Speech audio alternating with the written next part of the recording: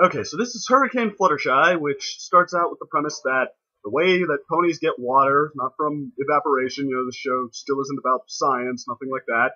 It's because Pegasus ponies are summoned to form tornadoes, giant tornadoes, by flying in circles, and that over some random body of water, a lake or something, and that lifts all the water up into Cloudsdale, the city of Cloudsdale, where they um, catch it in their cloud machines and use it to form rainwater. So, okay, but anyway, and this isn't just something they have a team ready for.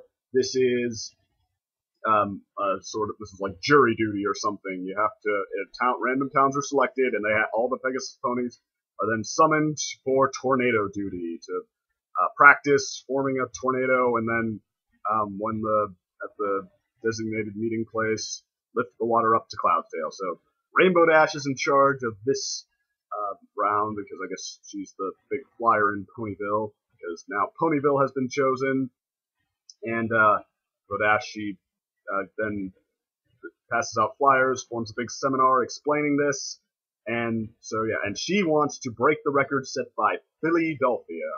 But they give you numbers here too. The minimum you need to lift water in Cloudsdale is 800.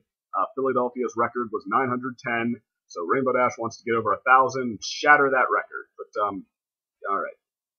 So everyone's really behind her except for Fluttershy, who's scared out of her mind at the thought of flying in front of everyone, having to rise to the challenge as a flyer, because back in her days in the city of Cloudsdale and flight school with Rainbow Dash, she could barely fly. She would always freeze up in the spotlight, kind of like she did in that Dragon Shy episode when she was flying, but she thought she heard a dragon roar and her wings snapped shut. That's what used to happen when she was in the spotlight and everyone was watching her, and then they would tease her. They had this chant ready for Fluttershy can hardly fly.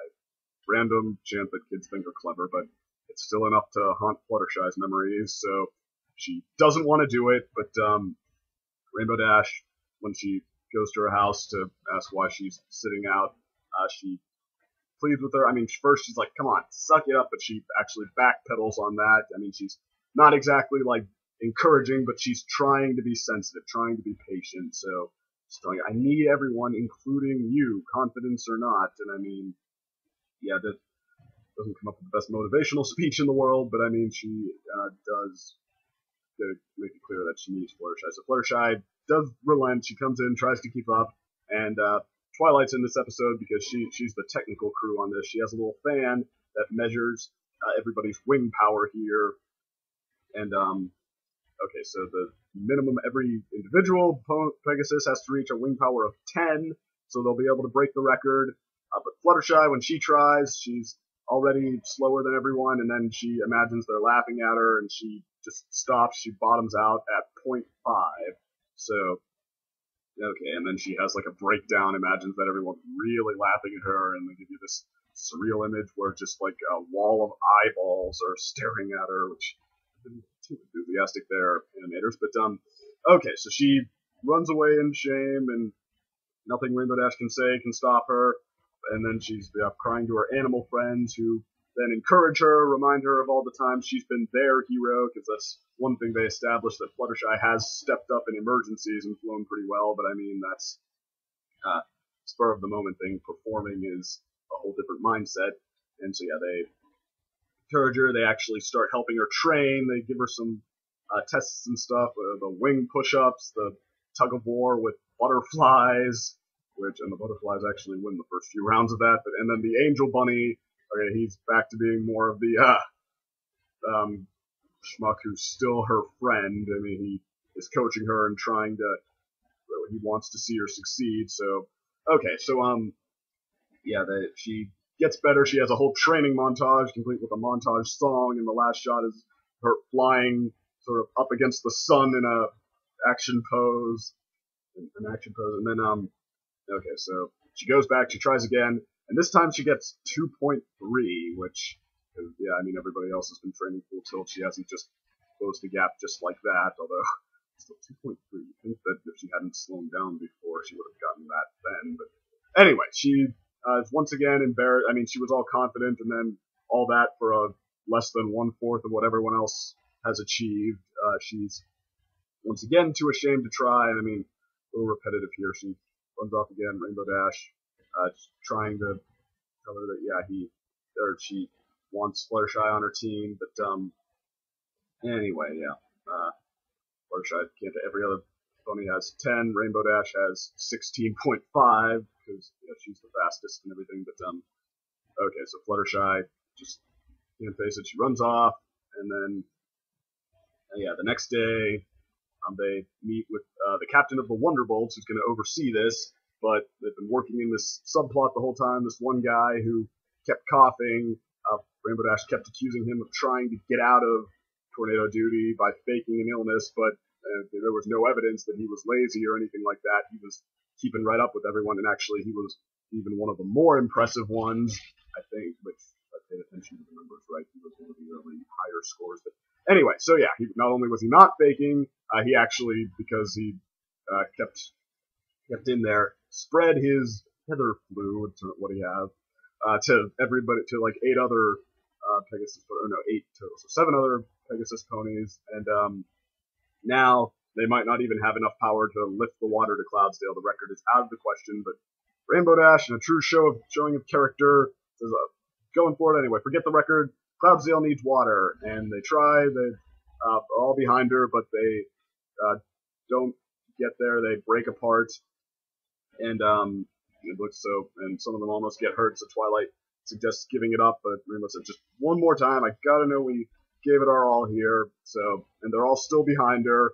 They all they form this tornado, and and Fluttershy meanwhile drops by to at least support Rainbow Dash, even though she doesn't want in on what they're doing. So okay, she's cheering for them, but they make it up to 795, which is the difference is 5, and Fluttershy only had 2.3, so it's still not enough. And actually, I think that if the record's out of the question, then this captain of the Wonderbolts, I mean, she doesn't look like she's doing anything. Can she jump in?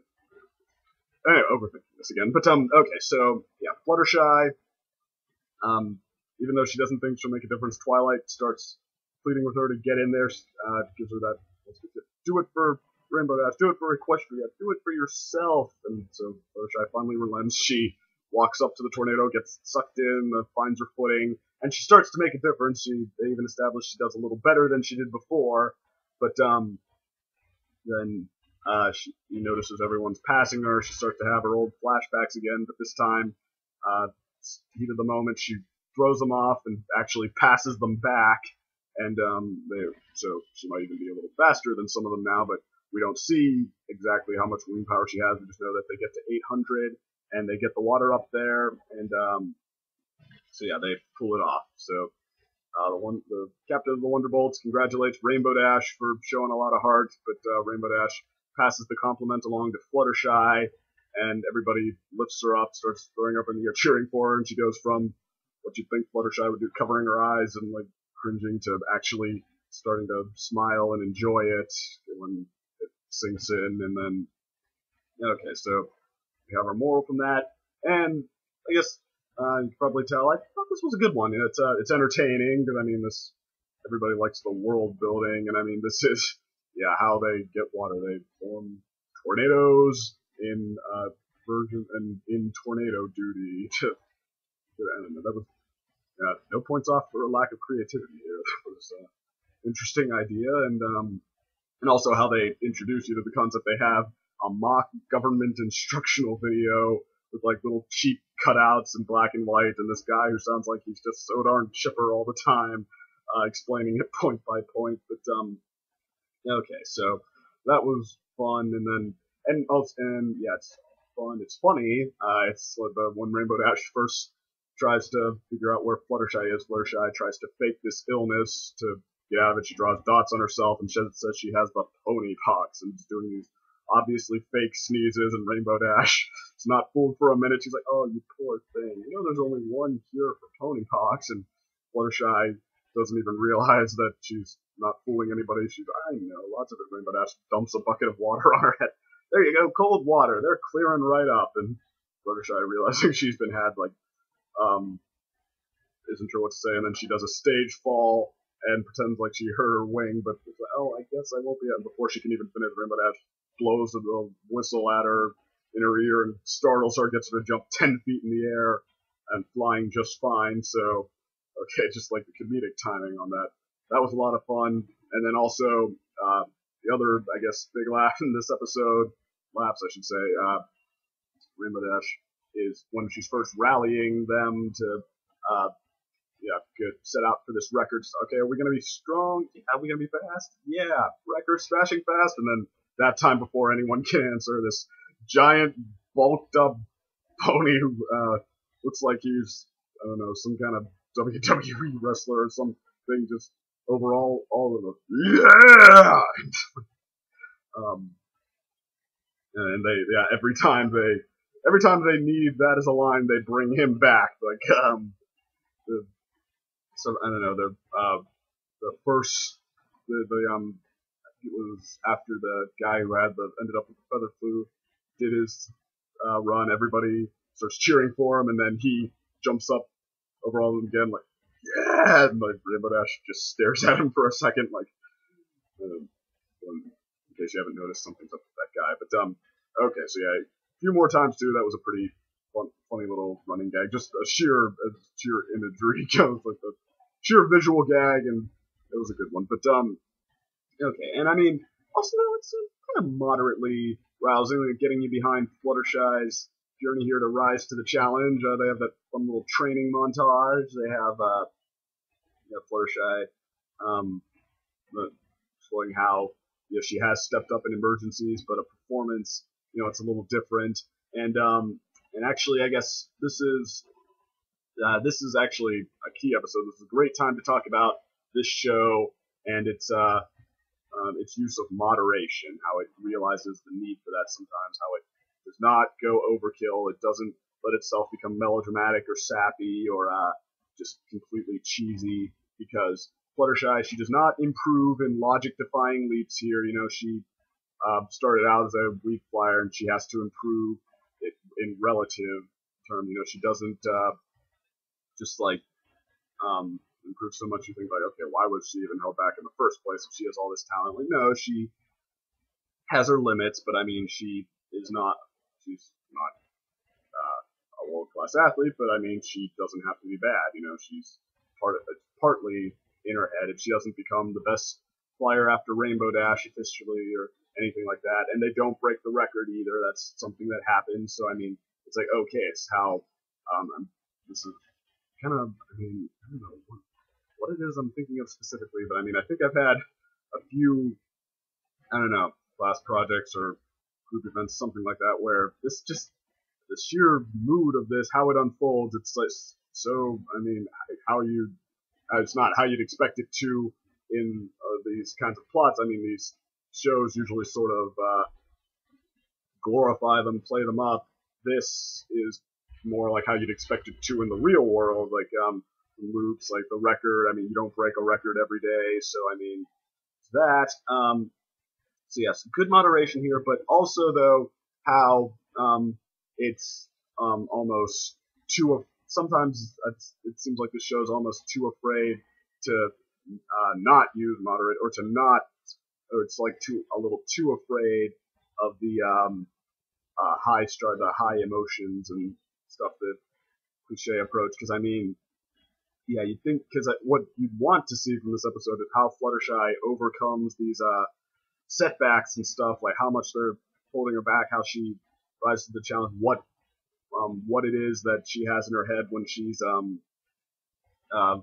building herself up to overcome here. And I mean, it's the key mindset that gets her to rise to the challenge. And I mean, you never really get that. I mean, at first you think that, okay, maybe this will be kind of the episode that seems like we've almost gotten a couple of times, with like bonding time between Rainbow Dash and Fluttershy. Maybe Rainbow walks a mile in Fluttershy's shoes and is able to sort of inspire her and also learn from her. But I mean, it's like, I mean, this episode, besides that, Rainbow Dash just really isn't the one to do that. Like, she's Fluttershy's friend, she's supportive, but she's not inspirational. I mean, I guess, okay, it hasn't necessarily been suggested that Rainbow Dash would have that in her. So I mean, I guess I respect them for not trying to pull that out of nowhere. But I mean, the two of them, they're friends. I mean, they do they're both sort of polar opposites. They have qualities that the other one could use. So I mean, I could see that happening. But I mean, okay, they don't want to do it, but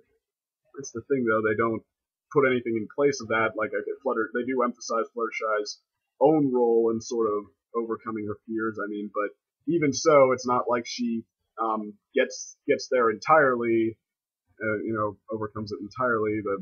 What happens at the end, where she steps up to the challenge and everything, it's not really because she's figured it out. It just kind of happens, and then she's left looking back, saying, like, "See, I could do it." So it's like, okay, I mean, it almost makes you miss a couple of those cliches that it cuts out because it just doesn't put anything to latch onto in their place. And I mean, that's the thing, if you're gonna tear them down, I mean, if you don't want to swing for the fence in a way that's likely to crash because it's cheesy, okay, you have to at least insert something that in its place to latch onto. You have to maybe swing for the fence in a different way, or otherwise it'll just seem, just okay. And I mean, that's what some of this episode, yeah, it's just okay. But no, for the most part, it's like I said, all of the above. It's fun, it's funny, it's moderately rousing. I mean, you do still get behind Fluttershy's journey. I mean, you get that nice training montage and everything, but just